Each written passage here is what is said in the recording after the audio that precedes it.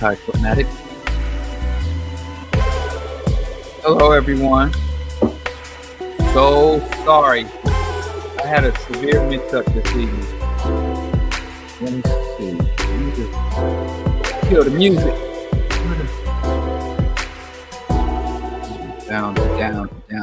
Down. What? Hello, everyone. This is, of course, BroDiallo. I'm not going to do none of my usual stuff. Let me just explain what happened. About 3 weeks ago, John, the station manager producer at the Q4 radio, texted me and said, we're having this big band showcase and it's going to go all on Wednesday.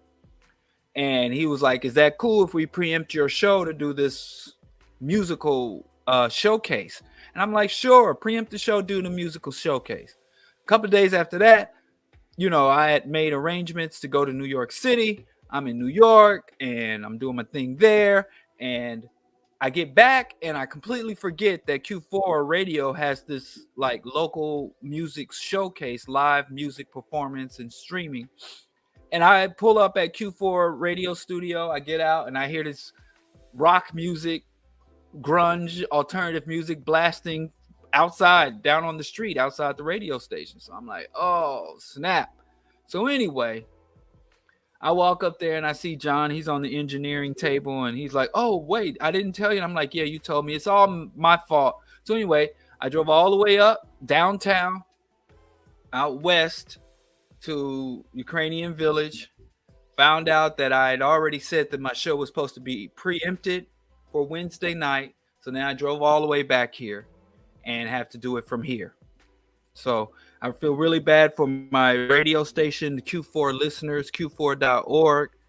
I'm really sorry. But if you are listening to Q4 or if to my Q4 listeners who tuned in to expect me and you hear music, it's not a mistake. I did give him. So if you catch this broadcast later, yeah, that was just a mix up on my part because I don't have no help. I don't have no secretary or no aides. And so sometimes I miss things. I wrote it down. I even put it in my phone and I just totally missed it anyway, even though I had the prep. But anyway, so let's just get through this. I'm an hour late. And so I'm going to get through this as expeditiously as possible. Thank you for everyone for tuning in. Again, this is BroDiallo broadcast. It's October 26th. We almost up on Halloween, y'all. And let me tell y'all one more good thing. Every year, my family does a Halloween contest.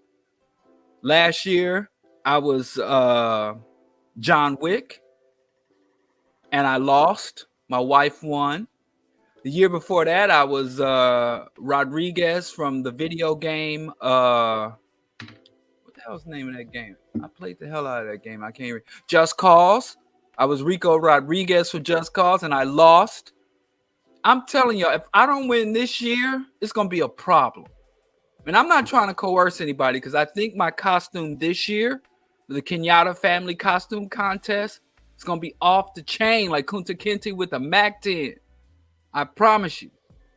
So, come on, y'all. Show me some love this Halloween. I really went all out for John Wick. Y'all see the bloody makeup I did and the hair. I even had the John Wick hair, the whole nine. This year, I'm going to just knock it out the box. So, please show me some love on the next Halloween. If you want to see, you can scroll down on and see my costumes on my Insta. But this year, I'm really confident. I'm really confident I'm gonna do it. So anyway, that's all. Today I want to talk about demystifying power. But before I get into demystifying power, there's some other things I want to talk about. There's this new book that I have that I'm ordering. It isn't here yet. It's called The White Wall: How Big Finance Bankrupts Black America. And I saw an article or an interview of the author, whom I've never heard of this lady, but there was this woman who worked in big finance, the big banking and investment arena, Wall Street lady. And she's basically like, Wall Street is racist. I know, gasp, clutch your pearls, put your fingertips to your chest and lean back, because that's such a shocker. The financial world is racist. But what this is an insider's expose. Takes one to know one type shit.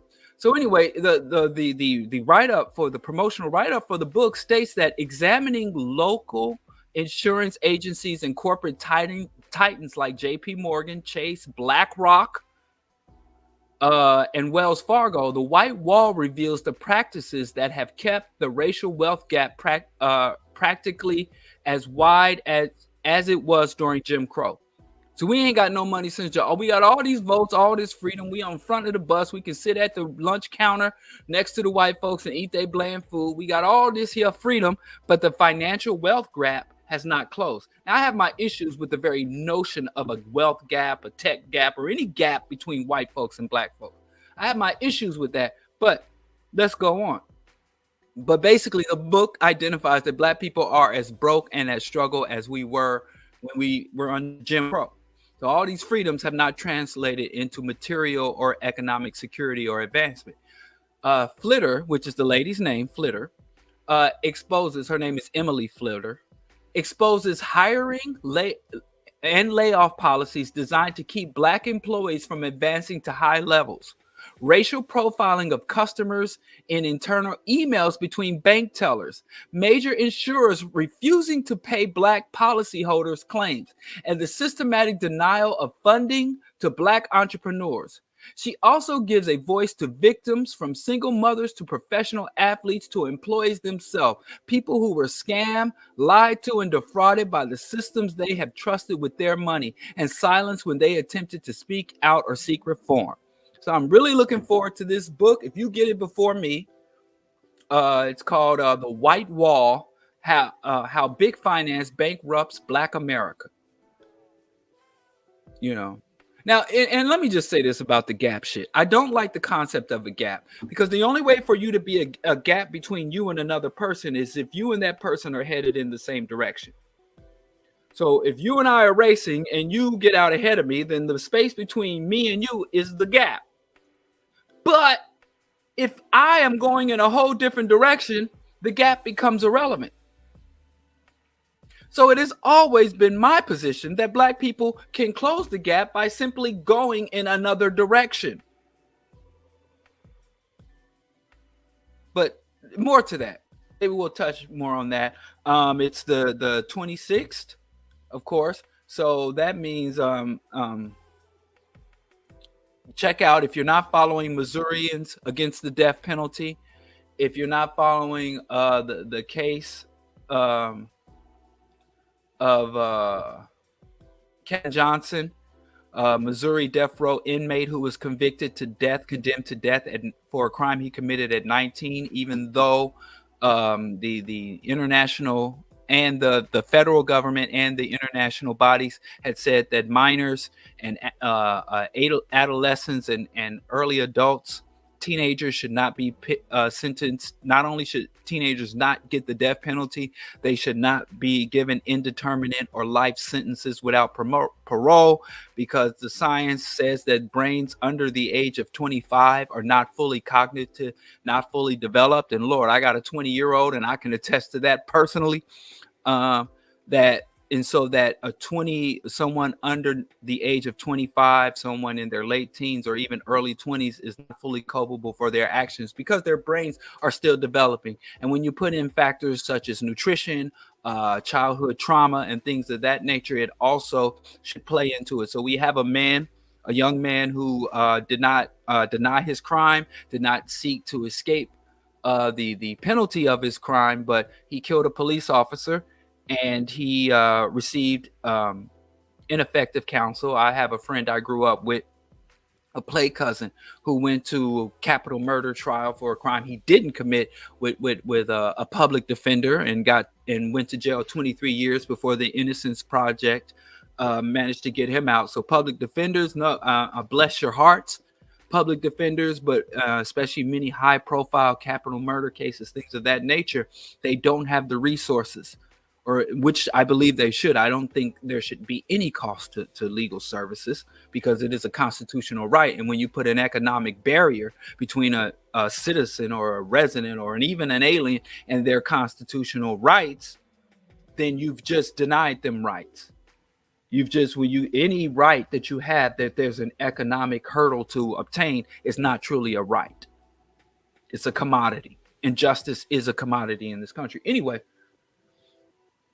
please go sign the petition for Kevin Johnson. I'll put the petition in the but if you just Google Missouri Kevin Johnson execution, if you go to my Facebook page, or if you go to my Instagram or any of my social media, you'll find links there of how you can help intervene on this brother's behalf to stop his execution. If you follow me, you know I am in opposition to the death penalty. I do not believe that the state has the moral authority to murder its citizens, nor do I think the state should have the legal authority to murder its citizen. And there is no rational reason to legally murder people who have been convicted of crime, no matter how heinous, because it does not deter crime, it does not secure justice, it does not in any way address the atrocities committed past, nor does it prevent crimes and heinous crimes being permitted in the future. So the only purpose of the death penalty is to secure the power and authority of the state, the murderous authority of the state. That's the only the state is the only institution that benefits from the death penalty. The individuals, whether who committed the crimes or the individuals who suffered the crimes, do not really receive. And this is shown historically and politically, and sociologists and psychologists also demonstrate that it is not a healing act. It is a further traumatize all parties involved. So anyway, please go and stop the execution of Kevin Johnson in Missouri. Oh, and also, speaking on death penalty, my wife sent me this link to Joe Rogan's punk ass. And Joe Rogan's punk ass, man, and that's the thing. You ever notice how all these wealthy black celebrities are all cool with these fucking scumbag racists, whether it's Snoop Dogg and Martha Stewart, or Dave Chappelle kicking it with Joe Rogan and using Joe Rogan as his opening act? Or y'all don't remember this because it's ancient history. Americans don't think back one day, let alone years. But George W. Bush, and you don't remember George W. Bush was a horrific president, as bad as Donald Trump, probably even more, because a lot of things that Trump did, George Bush set into motion. But anyway, what's his name? 50 Cent was so fond of saying, "Oh, I like George Bush. George Bush is my nigga." You ever notice wealthy black people always paying footsie with right-wing, extremist right-wing, racist right-wing elitist? That's why we have to be class conscious. I think the worst thing I ever came into the black, well, it's been around. I can't blame Issa Rae for this, but she reignited this bullshit where she says she's rooting for everybody black. That's so shitty. Anyway, Joe Rogan, who don't live in Chicago, don't come around Chicago, ain't got nothing to do with Chicago, has been promoting this myth about what they call the purge law. So I'm just to share this little shit, this lying piece of shit. Peep this. What the fuck is that? Crazy. Oh, wait. I didn't share screen. Sorry. Hold on. Let's share the screen. I hope this is it. Nope. Here we go. All right, there it is. Look at this Uncle Tom. They always, man, you know, these racist white people always keep a Negro in their pocket. I mean, how much? Well, what's the price tag on that Negro's tailbone, punk ass? But anyway, Illinois just passed some new law. can y'all hear this? Crazy. The purge law. It's they're essentially eliminating cash bail for Eliminate. almost everything dangerous. Kidnapping, they're eliminating cash bail for second-degree murder. They're eliminating cash bail for murder through narcotics. So you could like overdose someone and drug them to death and no cash bail. Intimidating an official, like a federal official, or here it is. Here's the thing. The law includes secondary murder, arson. So you can light a guy's house on fire, get right out of jail. Drug-induced homicide, robbery, kidnapping, aggravated battery, burglary, intimidation, aggravated driving under the influence, fleeing and eluding drug offenses. Anyway, this fucking human toe, this steroid fucking infused human toe, right? He's promoting this idea that he says that they're eliminating cash bail for all these horrible crimes. And then they say it's a purge law. And before, they've cleaned up the language a little bit. They were literally saying you could commit murder and the police can't arrest you. You can commit murder and the police aren't allowed to detain you. You commit murder and rape and they'll just let you go.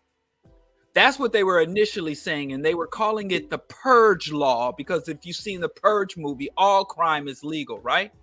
So here in Illinois, several right-wing, racist, libertarian, Republican, ultra-conservative, white nationalists, Christian nationalists, evangelical politicians from who are running for various offices, state and federal offices in Illinois, have taken Joe Rogan, who was the most a widely viewed podcaster in the world, not just the United States, in the world, is going here saying Illinois purge law, and the media has spent the last decade or more promoting this idea of Chicago South Side being this hellscape of wanton murder and criminality. And so people are coming to me like, oh, you live in Chicago. You know, January 1st is going to be a purge law, going to be a purge law. And the motherfuckers lie. And here's the thing. People who buy into this kind of shit and spread this kind of shit, I'm like, have you no intelligence? Have you no self-respect? You know, what's that song, Return of the Mac? Return of the I mean, you lied to me. Like, y'all motherfuckers get lied to. Like, for someone like Joe Rogan to sit there and pretend like a state like Illinois, which is racist as fuck, half the goddamn state legislator are Republican fucking ultra right-wing nut jobs, and the other half are neoliberal Democrats, is going to just make crimes legal. And I keep telling people the Safety Act, you can go to illinois.gov, you can go to anywhere to find out what does the law actually say. It's a good law. I worked to help get these policies. I work with state representatives to help get these goddamn reforms on the papers. And what is it? The Safety Act, I think it's a dumb name, Safety, that is going to be signed into law by Governor Pritzker. First of all, years ago, what the first thing Pritzker did when he got into office is he put a moratorium on the death penalty because and after that, dozens of Illinois prisoners, predominantly black, have been released for death row because they were coerced confessions and corrupt prosecutors. You know, literally the Illinois legal system trying to murder people for no more than to advance the political career and sate the racist bloodlust of local politicians and statewide politicians. But let me just tell you what Joe Rogan is fear-mongering about. Number one, the Safety Act expands services for crime victims, for various victims. There is cash rewards, counseling, and resources set aside for people who suffer from crime. And cash victims, cash payouts as high as $2,400 to $10,000. where if you are a victim of homicide or your loved one is a victim, they can get counseling, they get support, they even paying funeral costs by the state. So it gives more support to the victims. The same act that these crackers, that these goddamn racists are telling you is the purge law, increases oversight and accountability for police. Police will be under more official scrutiny, and there will be more harsh penalties. That now, when you kill somebody, you violate someone's civil and human rights, you don't get a paid vacation. You don't get put on leave. You don't get a reprimand on your record. You get fired and you go to jail. And you get decertified, meaning that you cannot, if you are convicted as a cop is convicted of a crime here, you can't just take your certification to the next county, go to Illinois, or go down to Missouri and become a cop there, which is what they do a lot. There also the level of force is strictly refined of what type of chokeholds, when it's appropriate to shoot. So it is increased accountability and oversight. And into prison gerrymandering. Right now in Illinois, all these racist towns lobby to have prisons built. And then when they have prisons built in their county, they count most of the prisoners come from the black communities, come from Joliet, come from Chicago. And those black men who were arrested in Chicago, convicted of crimes in Chicago, get sent downstate to the rural right prisons. And then the white counties are allowed to count those black men as residents of those counties for federal benefits, for the assignment of representatives and congressmen. So they get to inflate their population numbers off of enslaved Africans. It's literally 3/5 clause that is done under the Safety Act. Therefore, if you are a resident of Chicago, when you are arrested, when the census comes, you are counted as an incarcerated Chicago resident. So that brings more resources to the community and gives more political reach to the community. It narrows the felony murder law because they were locking up black youth for felony murder, first-degree murder, life without parole, when you're hanging out with your homeboys and your homeboy gets into a beef and kills somebody, and they'll go and charge, even though the other dudes there weren't committing the crime, they weren't involved in it. They can charge everybody. If you are in proximity to a crime, they will charge you with the crime. So that's narrow because they were just slapping, and they use that as an intimidation factor in order to get people to plead to lesser charges. So I was out hanging out at the basketball court. Some dudes came up. It was a beef. Somebody started shooting, and they came and gathered everybody up at the court saying, y'all getting charged for felony murder. You were all culpable in this crime. So then they were like, oh, then I'll plead out to manslaughter.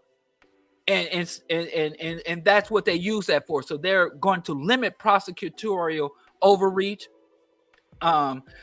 documentation of deaths in custody. If you are in custody of the police or the corrections agency, there are people who have died and their family don't find out they died to weeks, months, even years after they died. They hold back like documents like body cam footage of shooting victims. Now, if someone dies while interacting with the police, while in the custody of the police, if someone dies while incarcerated, immediately they have to release all the documentation to the family and to the public. The death in custody requirements. That's what they're like, oh, this is going to create a crime spree. But let's go back to the element of that talks about the pretrial fairness. That's what it's called. It's not the bail law. It's called pretrial fairness, because this is what happens when they say, oh, they're eliminating cash bail. This is why they're eliminating cash bail. I'm BroDiallo. I'm a poor black man from the South Side. And then you have Henry Oppenheimer, who is a wealthy white man on the Gold Coast. We both go outside and pull out a Glock and shoot an innocent person in the head. So I'm incarcerated. I'm detained by the police and taken into custody. And Mr. Oppenheimer's taken into custody. We go before a judge. And they say, well, Mr. Kenyatta, gavel, gavel, gavel.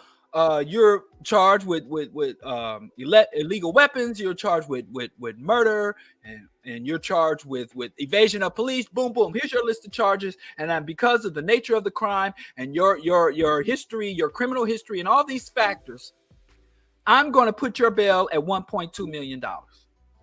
And my trial can be 2 to 3 years from now, especially after COVID. Some people have been waiting for their trial. I'm innocent.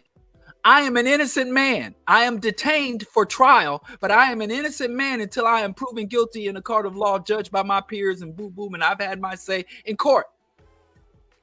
So I'm there, 1.2 million bail. I'm sitting in a cell. Innocent, not convicted of a crime. Whether I did it or not has not been determined. Whether I was justified in doing it or not has not been determined. I am only in jail, not because I'm guilty or innocent, but because I don't have the fucking money to buy my way out.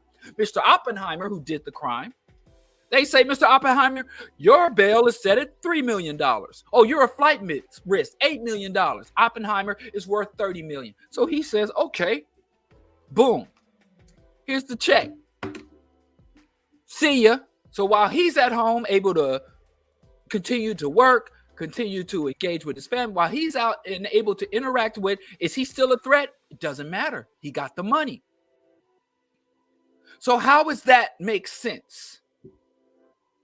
How is Mr. Oppenheimer more worthy to be out of jail than I am awaiting trial? Or how is BroDiallo more worthy to be incarcerated awaiting trial? So what the fucking Pretrial Fairness Act states that there shouldn't be an economic barrier to this. So what's going to determine whether or not you get out of jail awaiting trial, or whether or not you have to stay in jail awaiting trial, will have nothing to do with how much money you have. Because we got a lot of wealthy murderers, a lot of wealthy pedophiles, a lot of wealthy predators out here living their lives, still navigating and functioning in the community, not because they're innocent, not because they're safe, but because they have money. And anybody with any fucking sense would realize that doesn't make sense. So now in Illinois, with the Pretrial Fairness Act, they're basically saying money is no longer a factor. Now, if you are detained, arrested, and the prosecutor determines that there's enough evidence to bring a case against you, what's going to determine whether or not you get out of jail is the nature of your crime, your criminal history, your potential to reoffend, whether or not you have a support network. There are several factors that are going to factor in. The main thing they want to determine is, while you're out awaiting your trial, what's your potential to reoffend, and what's your potential to harm others, and what is your potential to run away? If you have a low potential of doing any of those things, you go home, you make your court dates, and you appear, and then we will not incarcerate you until you're convicted of the crime. So if I shoot someone and I say, well, Your Honor, this man was a threat to my family, and I felt threatened, and they say, well, Mr. Kenyatta, you have no history of committing crimes. You have no history of violence. You have a family. You have gainful employment. You have people who are willing to vouch for you. You have submitted to ongoing monitoring. So until we determine whether or not your shooting was justified, you may go home. But if I'm a child predator with a history of child predation and your ass is staying here until we figure this shit out. That's all it is. And that makes more sense. And it functions in most other countries. That's how it works. So your ability to await trial, or your ability or your chance of staying in jail has nothing to do with how much money you have, because money does not determine whether or not someone is safe or unsafe, worthy or unworthy. This is going to be the new law. And it blows my mind how many so-called conscious, politically and socially and culturally conscious black people, this is the shit that my son and my little nieces and teenagers were in the streets fighting for. when a lot of people were at home just look at them kids acting the damn fool, Black Lives Matter. And so we got racists, proven racists. You think this racist Joe Rogan, who's been throwing around the word nigga like he's a degenerate drill rapper, really cares about the safety of Chicago? You think this illiterate thumb-looking dude has even taken the time to read this law? So yes, I support the Safety Act. I support elimination of cash bail. That does not mean you can kill somebody and just go free. That means that your ability to pay or inability to pay. So rich murderers won't be in the streets any more than poor murderers. Rich pedophiles won't be roaming our community any more than wealthy and then poor pedophiles. In the old system, the wealthy pedophiles, the wealthy murderers, the wealthy rapists, the wealthy domestic abusers, the wealthy drug dealers got to go home while the poor and working class ones sit in jail. So let the rich folks sit in jail right next to the poor folks if they've done something so heinous that we can't have them navigating society. That's all that does. And how in the world can you be? What is your argument against that? What is your argument with letting wealthy pedophiles go home and keeping poor pedophiles in jail? What is your argument for that? Crimes have not been legalized. You will not be set free. And every case will be scrutinized by legal professionals. So instead of your ability to pay determining whether or not you go home, your ability to demonstrate to the court that you are not a high risk individual will determine your ability to go home. And we still know black people still gonna get the short end of the stick. So we still got to continue to struggle. This is a good reform, but this is not revolution. So the struggle can form. But how the hell can you be against this? Unless you're a goddamn idiot or a racist. And if you ain't white, then you can't be racist. So if you are against this reform, the Safety Act, then you're an idiot and a racist. Idiot or racist, idiot and racist, whatever. You should need to shut the blood clot up and go read the damn law and quit letting these right-wing fear-mongers pimp your dumb ass. Also, college debt forgiveness is on hold while we're talking about people being tricked. The Cato Institute, which is a far right-wing think tank funded by the Koch brothers, has gotten a conservative judge to put an injunction against the debt forgiveness. Now, I wouldn't dance in the street about debt forgiveness because it's really a symbolic token. I mean, Chauncey, what you doing here? You must have heard what I said about you. Co-conspirator number 2 is in the building. What's up, Chauncey? It's about to get cold up here. You about to miss out on a wonderful Chicago winter. You down there in the sun, you down there on the beach, while I'm here in the freezing, miserable cold. So how are you? I don't know. Anyway, I don't even know. Everybody's like, oh, loan forgiveness. I pulled up a bunch of loan forgiveness for corporations and the wealthy. I don't know if y'all want to hear it. They want to deny students for the Cato Institute wants to deny students that little $10,000 token that Biden's going. And here's the thing. If you got student loans, the average person with student loans, it would take them a year to 2 years to build up $10,000 worth of interest. So even if you get to $10,000, the only thing it's going to do is you're not going to feel it. It's not even going to hit your principal. That barely scratches the interest. It's a tokenism. And like I said, I'm going to call Biden the token king, whether it's his Supreme Court appointments and his legislative signing statements and shit. He's a token king and y'all falling for it. But whatever. I didn't vote for Biden. I never vote for that motherfucker. And no, that don't mean you vote Republican. And if you live in most states, you generally have 3 to 4, but you got libertarian, you got communist, you got Green Party. There are and write-in candidates. You don't have to vote for bastard 1 or bastard 2. There are other options that you should exercise when you go to. I say do vote, but don't vote for the lesser evil.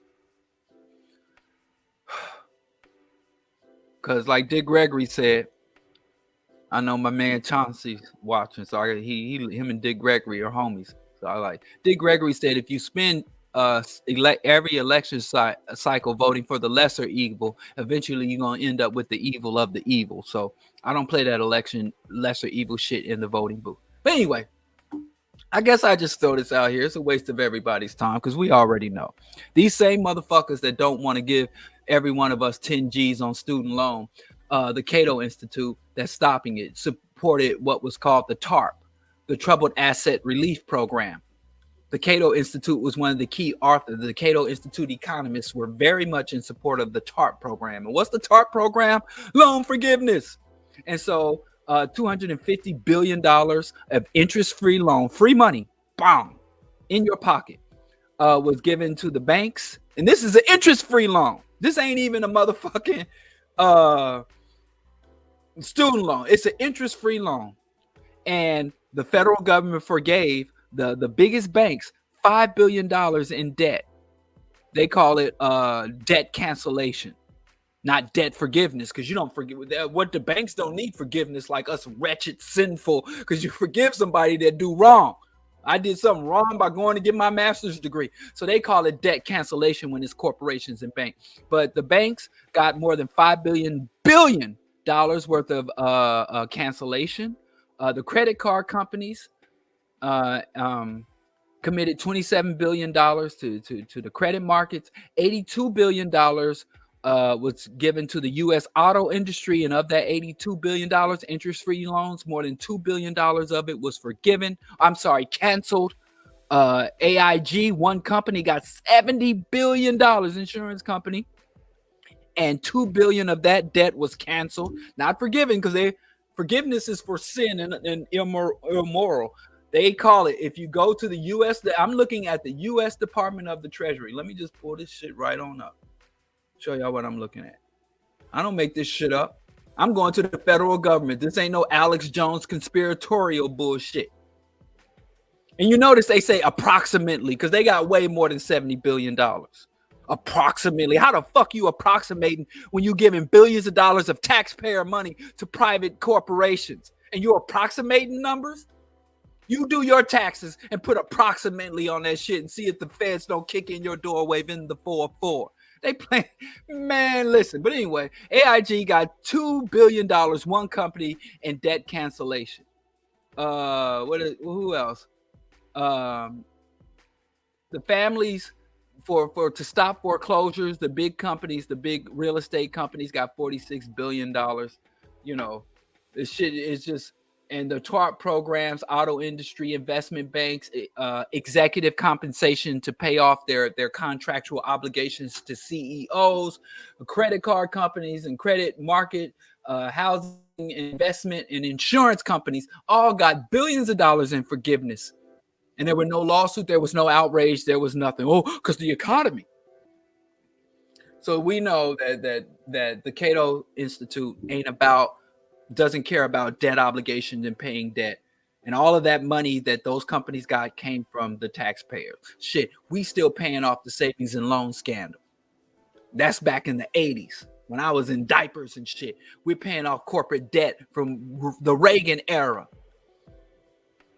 But you act like giving working and poor and working class people money will destroy the economy and or make us lazy and or it's just wrong because it's our obligation.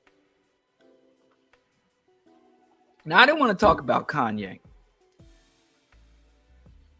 But before I get to demystifying power, which I'm going to run through it, man. I can't be long, so I must be strong. I'm going to run through this, and we can maybe pick it up again on Monday or maybe a Q&A next Wednesday. But let's just get through this. All right? But before I do that, I got people calling me ableist. I got people telling me that Kanye can't be held accountable because of his mental illness. So this evening, I know some people, y'all. I know people. So I'm a good guy, cool to hang around. I don't drink or get high. So you go party with me. I can drive everybody home. That's why I thought I was popular in college. Shout out to Downstate. Shout out to Goodtrail. Shout out to Rich Man, all my college homies. I used to think, man, people love me in college. It took me about maybe my sophomore year before I figured out people would invite me out because I didn't drink or smoke or get high. and they would invite me out because I was like the permanent designated driver. So I'd be driving across the Brooklyn Bridge with like 5 or 6 dudes passed out in the trunk.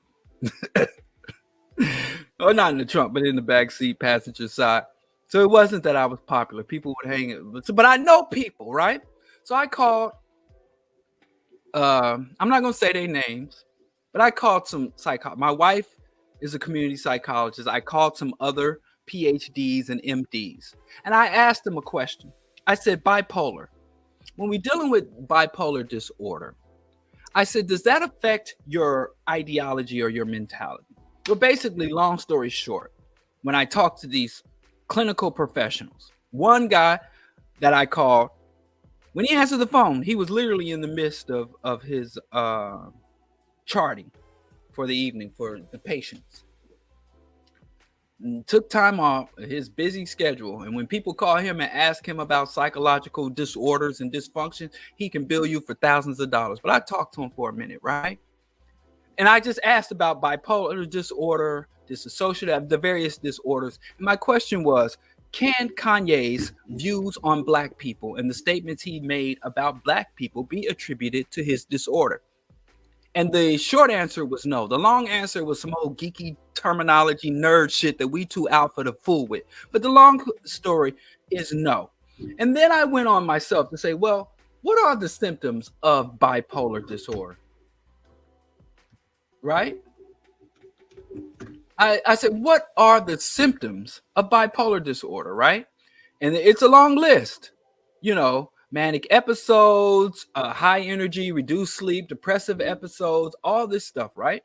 Mood swings.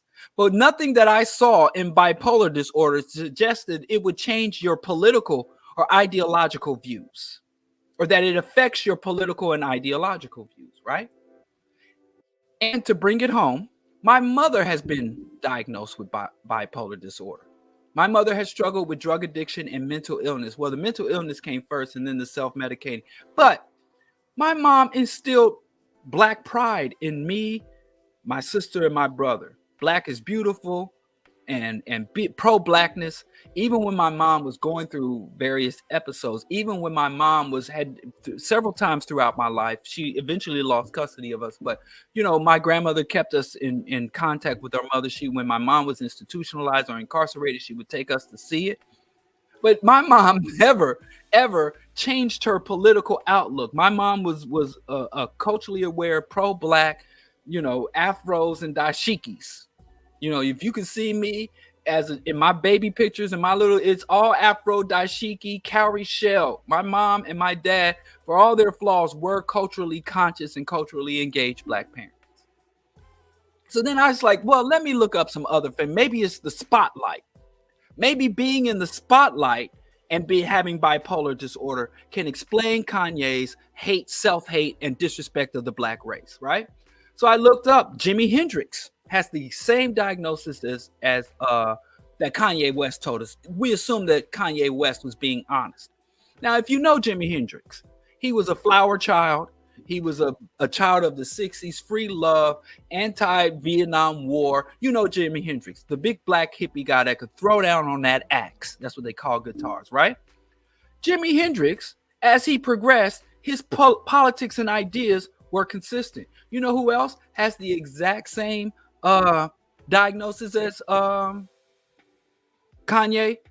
Jennifer Lewis. If you don't know who Jennifer Lewis is she played the grandmother on Blackish, that woman with the raspy voice that I can't call her sexy because I'm a married man, but that sexy older woman, if I wasn't married, I would call her sexy, but I would just say that distinct older woman from Blackish. She played Lawrence Fishburne's wife on Blackish, and she's in every other movie. She's like a black Lawrence Fishburne. She in everything. She black famous. But anyway, she has bipolar disorder. I've seen several interviews. I've read and saw televised interviews. And despite her illness, her politics and views on blackness and her identity is consistent across whatever stage her illness is at any given moment. You know who else has the exact same diagnosis as Kanye? Mel Gibson. Mel Gibson has been diagnosed with the same bipolar disorder as Kanye. He's a motherfucking racist. Whether he's having an episode, whether he's medicated or not, Mel Gibson is born a racist, live a racist, and die a racist.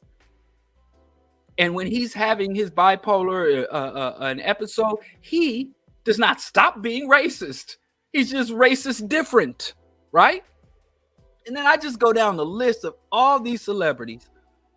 Jada Pinkett, Kid Cudi, I call him Kid Cudi, who used to be homies with remember he was the one, Kid Cudi was the guy who started the whole "you good." Remember, everybody thought Kid Cudi was on social media basically saying, I'm going to harm myself or I'm going to commit suicide, and he went and checked himself into a care facility.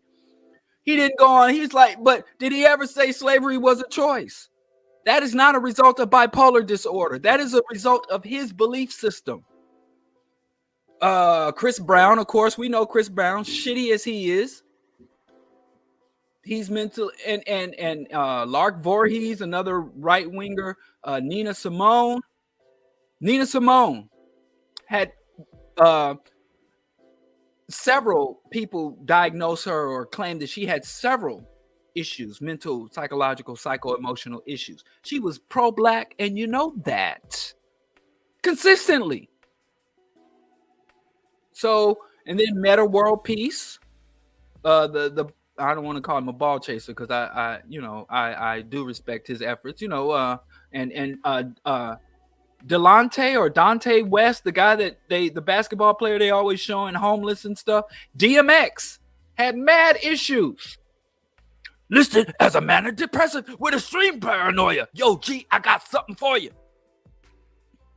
But what I'm saying across all these other people that have mental illness, famous people in the spotlight, we would see that they would commit certain crimes. They would have problems adjusting to certain groups and situations. They had issues with keeping schedule. They would even have issues with violent outbursts. But you'll see across that line, they weren't one day pro-black and the next day self-hating Uncle Tom coon-ass Negro. That's just not a symptom or how the mental illness affects the mind and the intellect. And I checked with the professional. Maybe I'll have him come on if he wants to, but I don't think he wants to be tangled. He's too dignified to get tangled up in this. And what I always say, here's the thing about Kanye West. His political views are consistent across the line. It's not as though Kanye's mental illness causes him to go this way, that way, that way, that way. If you look at Kanye's evolution, political evolution, I'm just talking about his political views. I don't have any problems with Kanye artistically. I don't have any problems with Kanye socially, culturally. My problem with Kanye is political. And I'm only looking at his political impacts. But other than that, here's my position. I was indifferent to Kanye. I was indifferent to his music. I didn't care. I was indifferent to Kanye. And Kanye got me from indifference to hostility, to opposition, to hatred of that motherfucker. And I'll tell you why. Because he went, if you listen to his earliest statements, he was always Jesus walks Jesus, right? And it's very easy for someone who believes in Jesus Christ, someone who tries to follow the tenets of Christianity, to go into evangelical Christianity or dispensational end times Christianity. And Christianity is an authoritarian religion, right? So people who are Christians, the deeper, more deeply rooted someone is in Christian faith, the more receptive they are to authoritarian politics and right-wing politics. The strongest voting bloc of the right-wing party in the United States are evangelical Christians because they align. Christians believe that man is sinful, that humanity is doomed, that humanity has no redeeming qualities aside from that comes from on high. They believe that man is sinful, and if not for the commandments coming on high, and if not for the threat of hellfire, then humanity would be in utter chaos. So they have a strong authoritarian God that will torture you for eternity for not following his commandments. So the Christian, the authoritarian mentality says, well, that's the kind of leadership I want. I want godly leadership. Therefore, I want strong, unrelenting, uncompromising leadership. I don't want this mamby-pamby intellectual scholarly leadership. That's for punks, chumps, and sissies. So anybody, the deeper you go into Christianity, and there you can say right now, oh, not all Christians are like that. And I tell you, Christians that aren't authoritarian are not doing Christianity right. I say all the time, everybody loves Christianity until some Christian shit happens. So anyway, so Kanye going from Jesus Walks to MAGA is a natural progression. And I guarantee you, anytime you meet a black person that says, I love me some Trumps, they have the authoritarian mentality. Even if they're not Christian, they have Judeo-Christian values, and the man is the head of the household, and punish thy enemies, and fire and brimstone, and we in the last days, and apocalypse and societal collapse is right around the corner, and enemies around every corner. There's a lot of non-Christian Afrocentric black people that are fucking authoritarian evangelical conservatives and don't even know it. So I put Dr. Umar, but irritated genie. But I digress. So Kanye, Christian, MAGA, capitalist, as you progress, for him to say slavery's a choice, because, I can accomplish all things through Christ who strengthens me.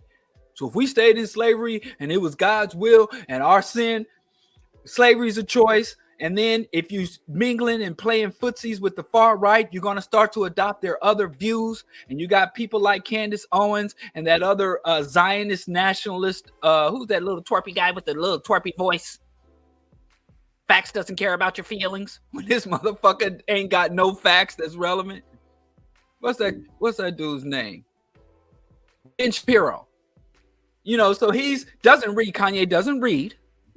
So, he's getting all his information from the evangelical Christian right MAGA crowd. And for him to go to say, Floyd died of a drug overdose, whoop, whoop, whoop. It's all a natural progression. It's all a natural, consistent progression, bipolar or not. It's very obvious how he got from Kanye West, Jesus, to Ye. It's a natural progression. We cannot allow the fact that he struggles with bipolar disorder, even though the motherfucker got access to whatever quality of healthcare he wants. It's just like that other guy, Jordan Peterson. Obviously mentally ill. But I talked to two different professionals, and I didn't go talk to my wife. I talked to my wife about it, but y'all be like, that's your wife. She gonna tell you what you want to hear. You don't know my wife, but I can see people assuming that. So I went and talked to two other professionals, a pharmapsychologist and a clinical psychologist. And they both told me, bipolar disorder, one of the symptoms of bipolar disorder is not embracing right-wing politics or anti-black ideology. So y'all can be sympathetic all you want for Kanye's, but you can't excuse his behavior. You can be sympathetic to his struggles. I don't know why you would be. Fuck him. But if you are such a bleeding heart, bless your heart. Y'all be in the land of milk and honey and in heaven while I'm in hell with my hateful, non-forgiving self. Y'all forgive. I don't forget that shit. But I tell you this, stop coming to me talking about, it's his body, he's off his meds. It ain't the fact that he's off his meds while he's saying slavery is a choice and repeating far right wing. It ain't the fact that he's off his meds that he got Nazis putting banners over the highway saying Kanye was right and throwing up the Nazi Sieg Heil salute. That ain't because he's off his meds. That's because he's on some far right wing anti-black ideology and politics. Now I'm sick of talking about this dude. I'm sick of talking about this. Fuck him, man. Let's get to power, because this issue of power has come up. Now we're on to the topic, demystifying power. I said this years ago that black people have been so detached and apart from institutional power, holding or exercising institutional power, that many of us have come to believe that power is some magical mystical force. We think if a group has power, they must be Illuminati, Freemason, magical, alien, reptilian blood, Bohemian Grove, child sacrifice, adrenochrome consuming hybrid human beings, because power is a supernatural force. It blows my fucking mind. Oh yeah, the Illuminati control my mind, soul, and my body. That has never said well with me, and I've read all those stupid ass fucking books. Behold a Pale Horse, I can't, but the Unseen Hands, the Committee of 300. I've read all. The only person I probably haven't read in that arena was David Icke. That motherfucker. By then, I was intelligent and mature enough to just leave all that bullshit alone. But I'm very familiar with that conspiratorial, they say it is. And all them motherfuckers, you know, Ralph Epperson, Dr. John Goldman, what's that, William, the Pale Horse motherfucker, all them conspiratorial motherfuckers, Alex Jones, they're all fucking racist. They're all fucking liars. Whenever they're called on the carpet, when Alex Jones was called into court, he says, my show is entertainment. It's not education. I am not a journalist. I play a character. And y'all still listen to this motherfucker after he said under oath, and this is a man who believes in God, who says he fears no one but God, took an oath before God and said in front of, because he could have said, I'm not taking an oath before God, or he could have told, he said he told the truth when he was in custody, when he was fighting his wife in the divorce settlement. She's like, my husband should not have custody, shouldn't even have access to our children because I'm playing you tapes. Look at the kind of shit he says. And Alex Jones walked into court and said, Your Honor, please don't hold recordings of my show against me because I am an entertainer. I'm well aware that the things I say are not true, and I should have access to my children because, and you know, you wouldn't disallow Arnold Schwarzenegger from access to his children because he's a cyborg robot. It's just a character he plays. He didn't say that, but that was basically his gist, right? And people to this day, including your Minister Farrakhan, man, believes that shit. But let's go on. So the black community, you know, has been so long out of power in the United States. I'm talking about the African diaspora. We've been so disconnected from power that power is now a mythical, supernatural phenomenon. If people got power, the Jews got power, so they must the protocols of the learned elders. It must be some grand conspiracy. Because how can people just say we don't like this, therefore it must cease? We want this, therefore we will obtain it. How else do you do it? Where does it come from if it's not magic? Oprah telling us, ask the universe. So power has been mystified. People don't understand it. They don't understand voting. Oh, I don't vote because you don't get everything you want from voting. Voting not going to free us. You know, it's just everything related to power. And then we got people like, oh, I got money, power, respect. We just during the what you call it? Oh, during when Kanye first hit billionaire status. When he was wearing that MAGA hat. Remember, Kanye was like, God's using me to show out. People told me I couldn't do it, and I did it. When Kanye was high on the hog, when he was able to climb up, every night he went home and mounted and climbed up that silicone mountain called Kim Kardashian, he had it made. Money, wealth, white woman, woo! Kanye had it made. Remember? And it was all good. And everybody, and he even making songs, all this power. And Jay-Z, I'm not a businessman, I'm a businessman. And then here come the real power, pull the plug. Pull the rug out from under you. And now he's like, oh, look, they control everything. We thought you had the power, all this power. You were bragging about how you're not owned, how you're not controlled. So which is it? Is he lying? Which is it? So anyway, I want to talk about what power is for reals. Realsies power. It's not magical. It's not supernatural. It doesn't have to be. Yes, power is conspiratorial. That's one thing we're right about power, it being conspiratorial. But it's not about rituals and hand signals. I'm not a businessman. It's not about that. Now, that is an element to it, but it's not the source of it.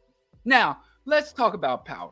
As power in the context that I'm using it, I'm not using it in a physics or energy context. And in terms of power, is simply related to energy exerted. I'm talking about power in a social, cultural, and political and historical context, right? So I think one of my favorite definitions of power came from Dr. Huey P. Newton. And I'm going to read that quote verbatim because a lot of times people quote it incorrectly. Dr.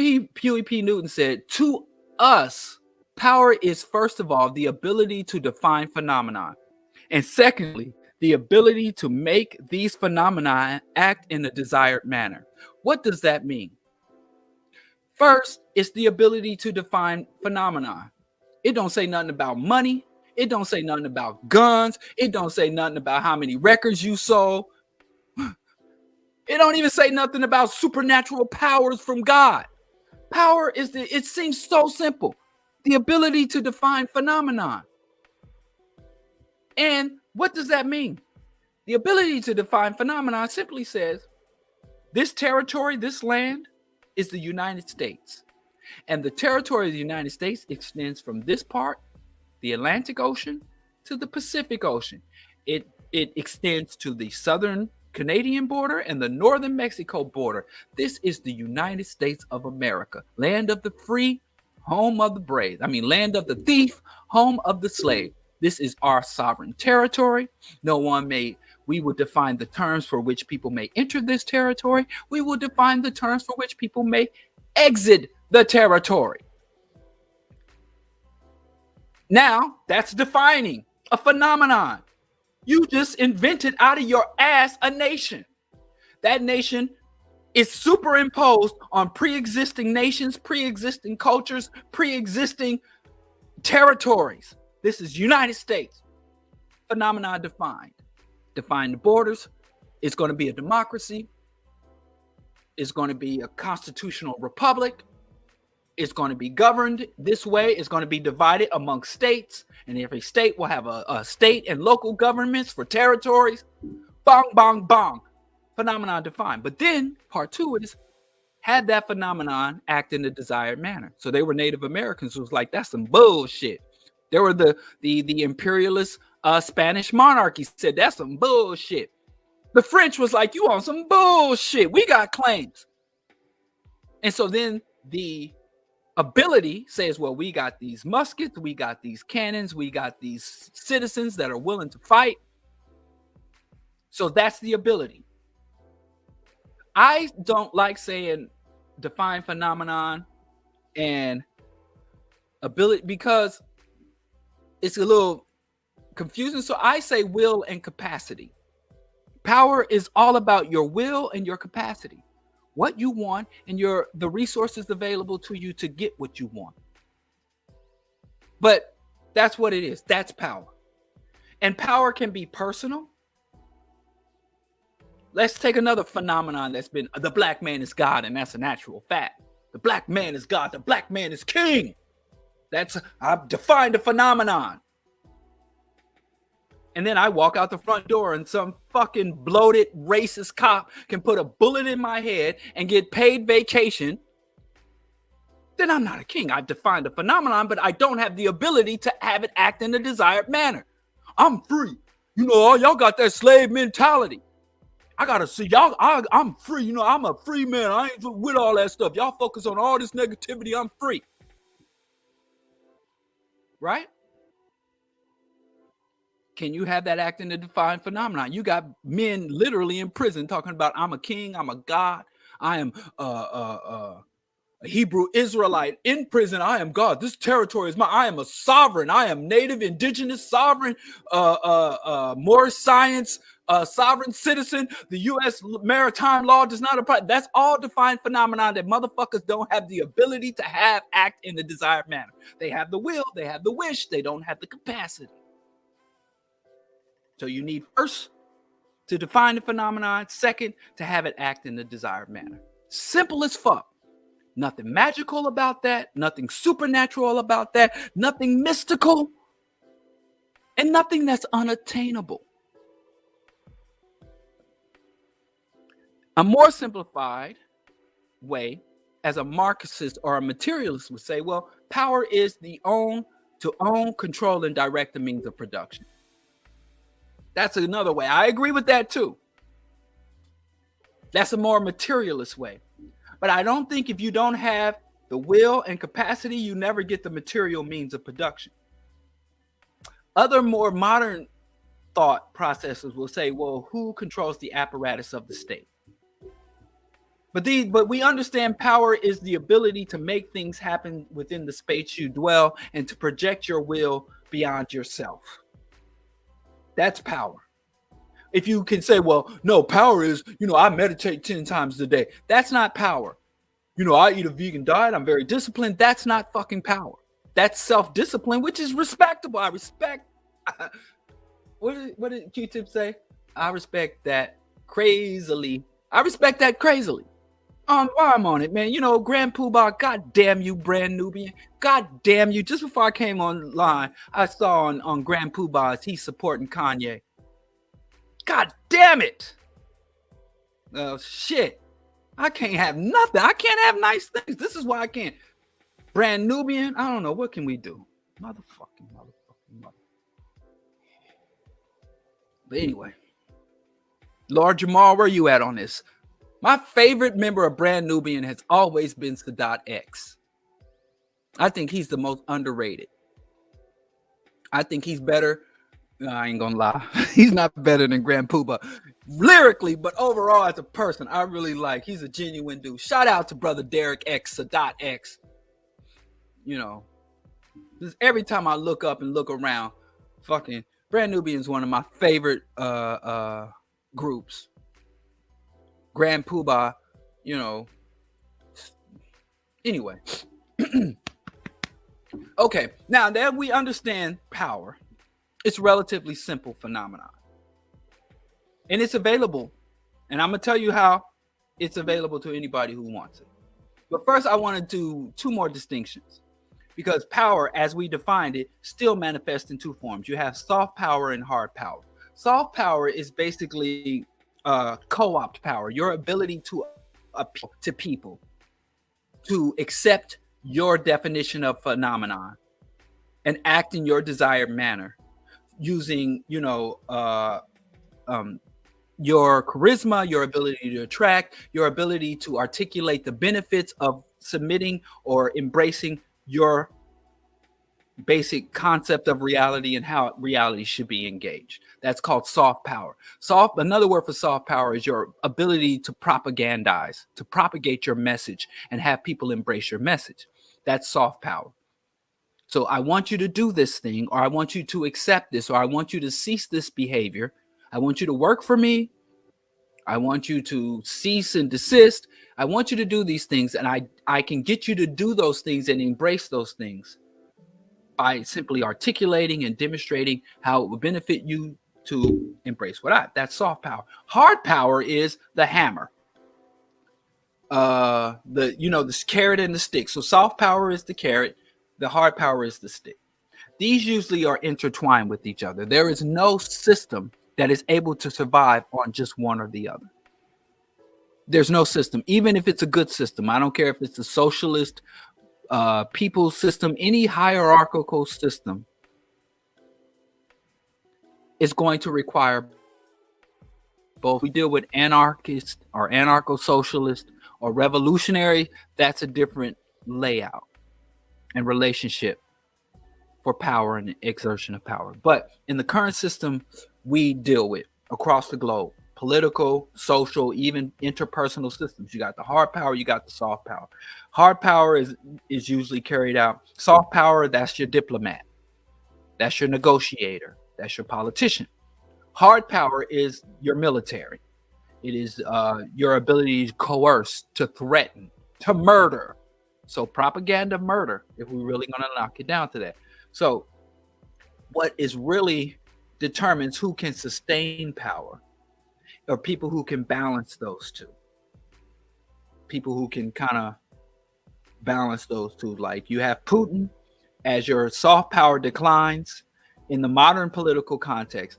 If your soft power declines, like under Trump, the United States lost a lot of soft power because it lost a lot of legitimacy and standing. Now, Putin is also losing a lot of legitimacy and standing, a lot of favor that he carried, because a lot of people still give Russia credit for its anti-colonial support of anti-colonial movements, giving Kalashnikovs to guerrilla forces to fight against the Western imperialists. People still give Russia props for that, but every year Russia is under this oligarchical capitalist system. More and more people are like, Russia is not the Soviet Union. It's still, I know people personally that still haven't figured out that Russia is no longer the Soviet Union, but they had a lot of soft power because they weren't the imperialist force and they were seen as an alternative to the imperial. So now Russia has to start using more hard power. Do what we say or won't give you oil. When before they would say, do as we say, because we are the international communists. We are the international proletariat.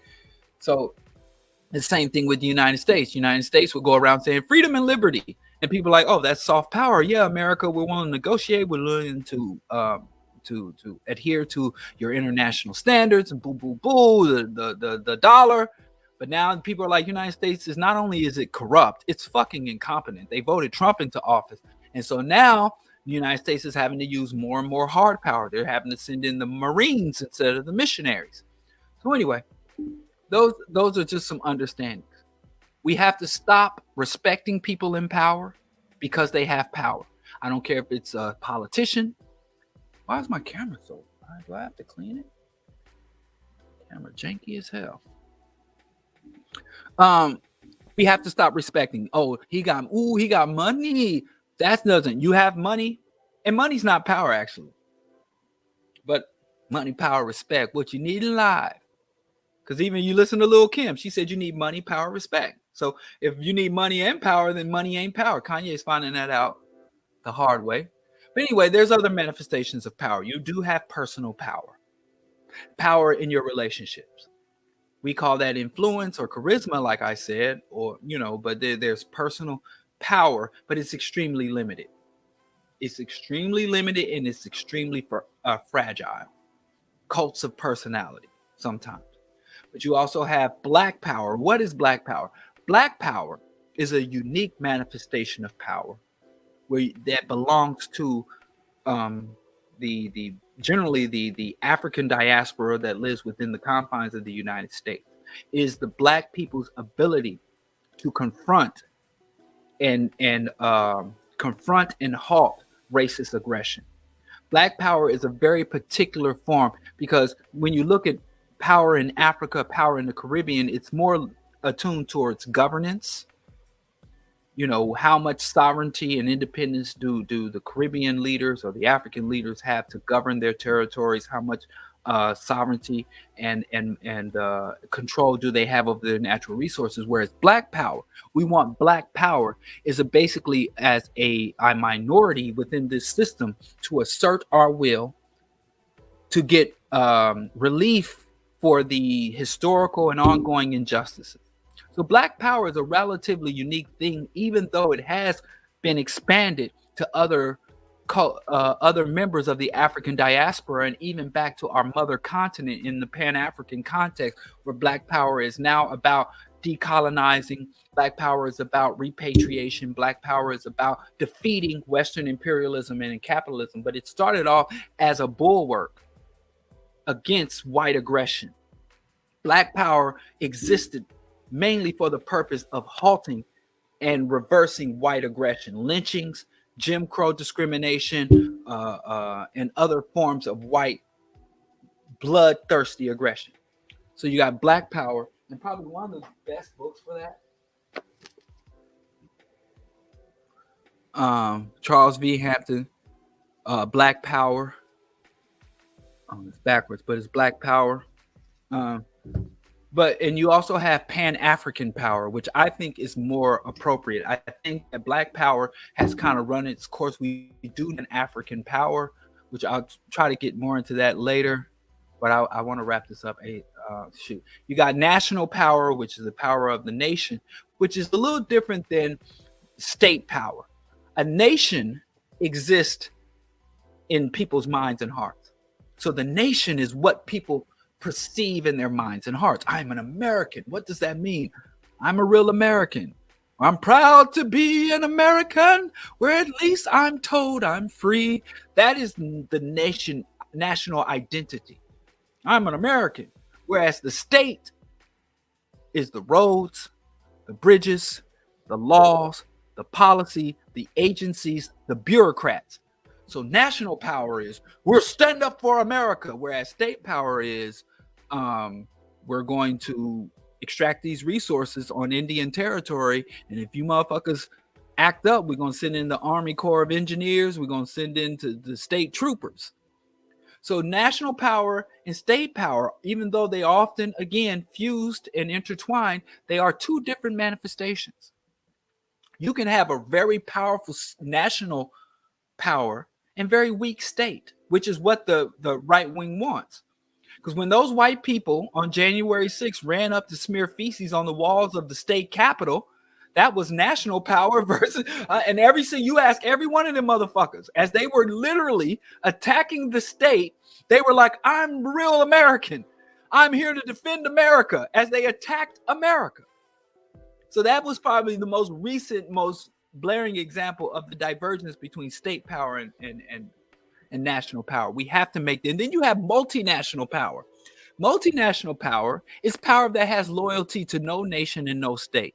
We get that from multinational corporations. These corporations exist as a supra-state or non-state actors, which means Coca-Cola don't give, all money is good money. They'll take Chinese money, they'll take Australian money, they'll take American money. So the multinational power are the most powerful institutions in modern history. At one time, religious authorities, and then you had state authorities, but now the most powerful entities in the world right now, and if you read The Lexus and the Olive Tree, I hate this book and I hate the man that read the book.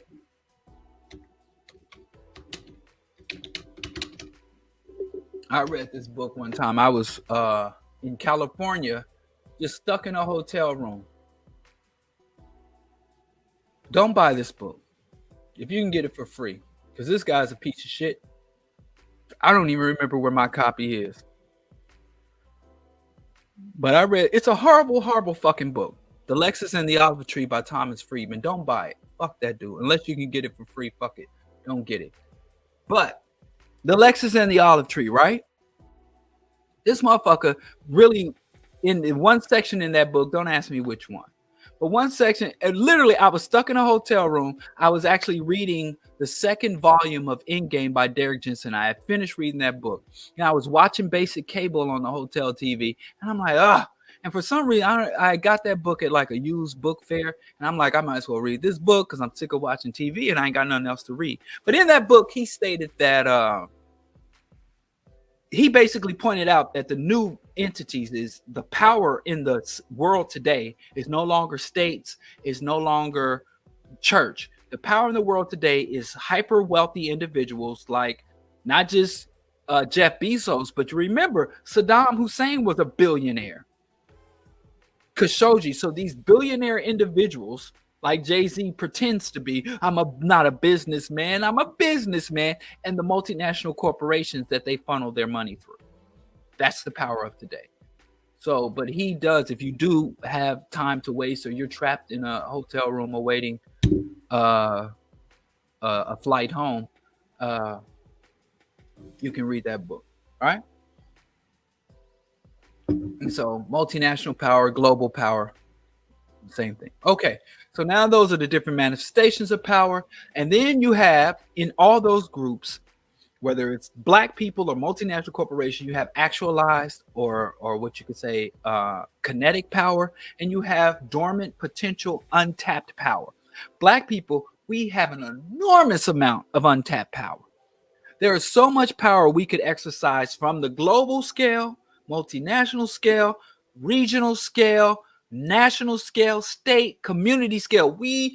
If untapped power was a person, he would be a black person or she, right? But before I get into that, and I'm gonna have to rush through this, I might have to come back to this.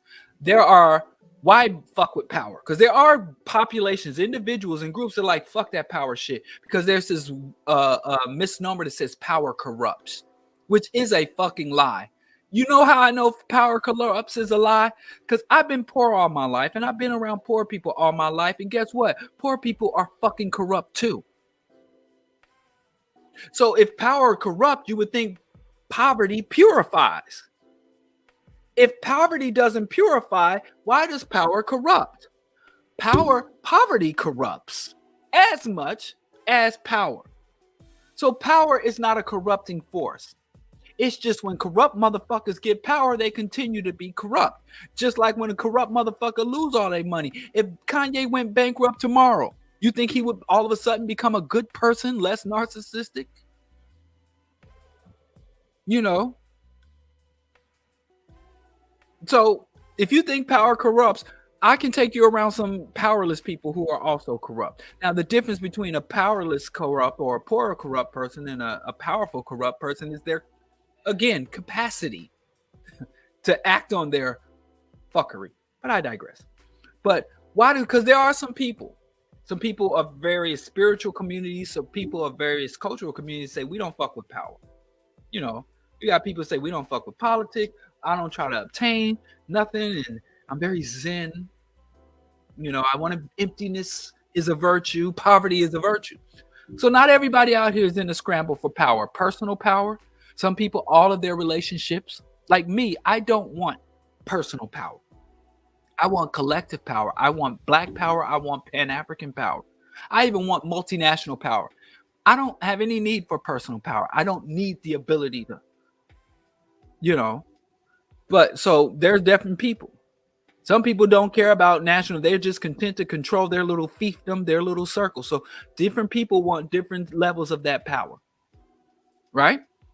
And so why? Why would anybody take the time, exert the effort to get power? What are the rewards of power?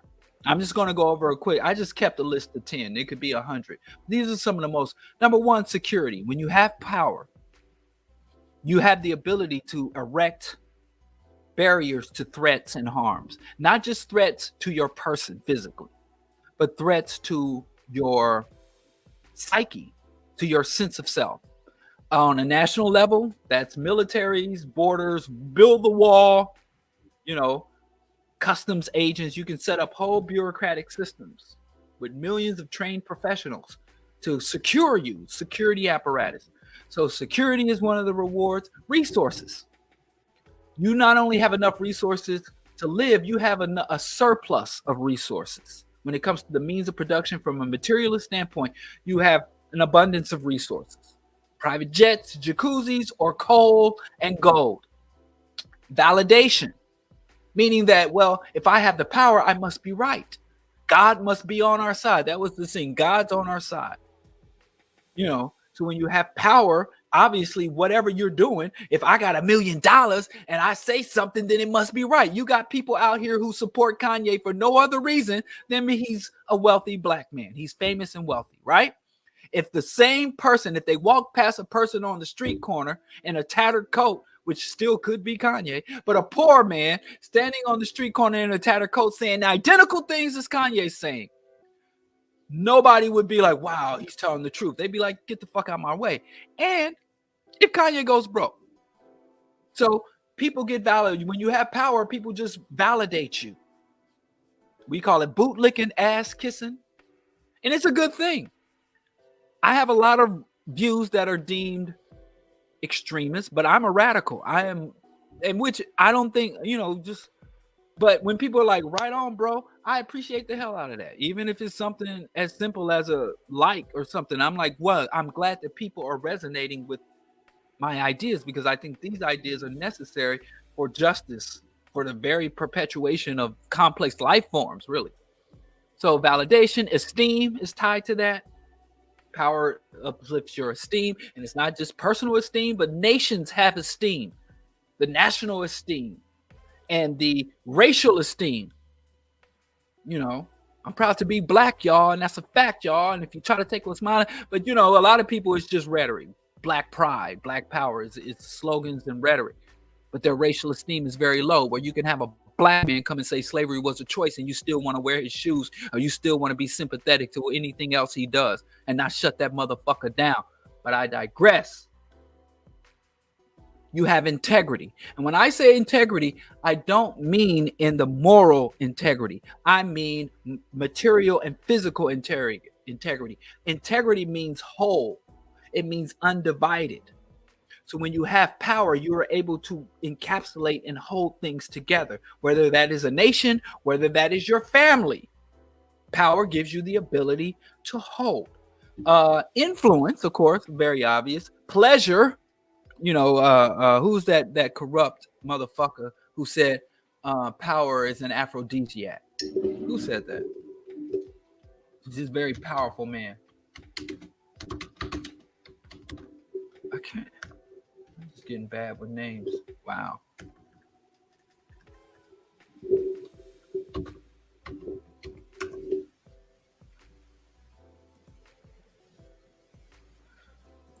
Who gonna tell me? Kissinger, thank you. I was trying to find it before y'all did. And come do my show. No, it was Henry Kissinger.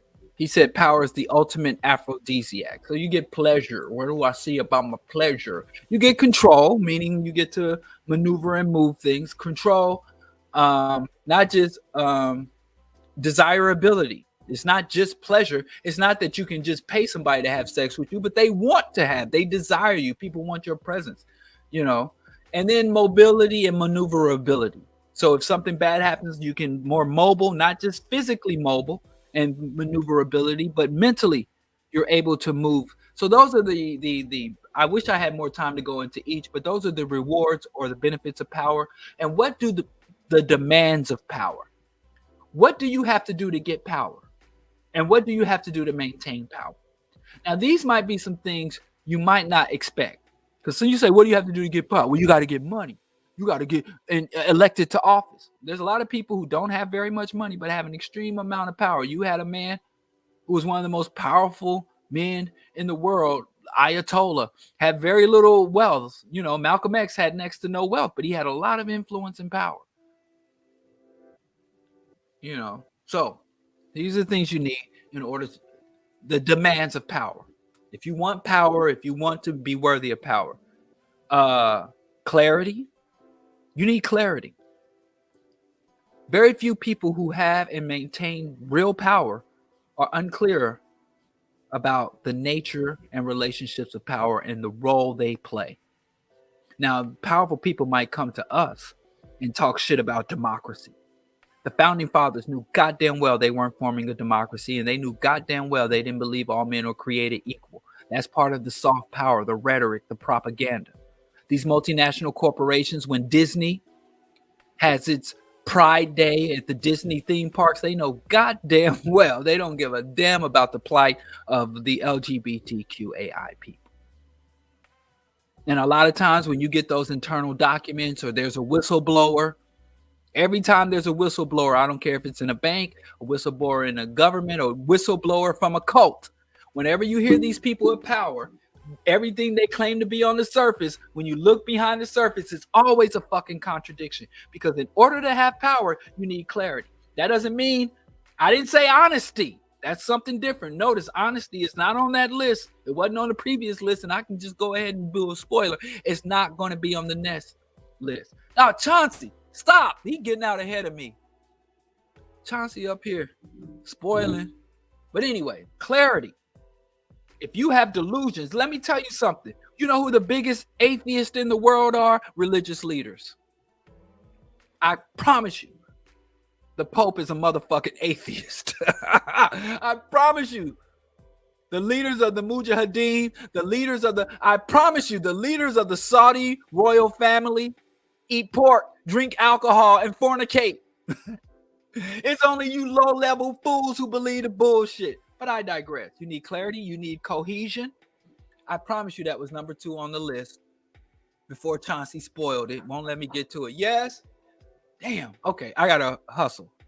Cohesion. You need intellect and the capacity to reason, which complement to clarity. You need compartmentalization. You need to understand things as they exist in their space, not confuse or overlap things. You need the ability to compartmentalize and understand the segments of very complex systems and the various roles that are played within these complex systems. You need adaptability to have power. You need to be communicative. You need to be able to articulate what you want people to know. Again, not the truth. You can be lying, but you need the ability to articulate or portray those lies in a way that is digestible, that people will be receptive of it. You need organization, very obvious. You need to subordinate the individual to the agenda and to the collective. You need a willingness to sacrifice, and you need long-term planning and execution. Now I wanted to go into powers and factions, but I'm gonna have to wrap this up here. Very sorry. Please support the BroDiallo broadcast. I started an hour late, so I didn't want to fail on obligation. You can support the BroDiallo. You can become a Patreon supporter. You can Cash App at BroDiallo. Venmo. You can, if you don't have the ability to support the BroDiallo broadcast financially, please like, share, subscribe. Please be an active, engaged listener. Share the BroDiallo broadcast with your friends, lovers, enemies, allies, homies, and sisters and cousins. Shout out to James. Shout out to Chauncey, co-conspirator. Good to see you down there in the sun. And still ain't got an invite. But anyway, have a good evening. I appreciate y'all for being with me, and I will be on the mix show Wednesday, and then Monday will be at the BroDiallo broadcast, and it'll be Halloween, so I will be wearing my costume. Remember last Halloween I had a broadcast on a Halloween. I went as the Grinch of Pan-Africanism. So I got a bit, man. I'm very excited about this coming Halloween costume. I think I'm gonna win the Kenyatta family costume contest this year. My son won one year, and my wife won last year. So I need a win, y'all. Come on. Again, I don't have power, so I can't. I don't. But anyway, we need Black power. We're gonna work to. Let me just give you 2 more recommendations on power. Again, I want to give this book recommendation. If you want to go into Black Power, the Politics of Liberation, Kwame Ture and Charles V. Hampton, you want to check this text out. This is another really good book on power. Of course, you all know it. I don't even know why I'm wasting y'all time with this. We all know this text, but this is another text that's not as well known. Understanding Power, the Indispensable Chauncey. And it's basically various essays on the nature and exercise of white power. Chauncey is one of them take one to know one, self-hating Jews, as they call him, who be telling the truth. And this is a man out of MIT who's been, fairly decent in his analysis. So there it is. Good night, and I'll see y'all on the Mix Show Friday, and I'll see y'all back at the BroDiallo broadcast, Q4 Radio, Q4.org on Monday, which will be Halloween. So I will be wearing my costume, and I hope I win the Kenyatta family contest this year. Peace.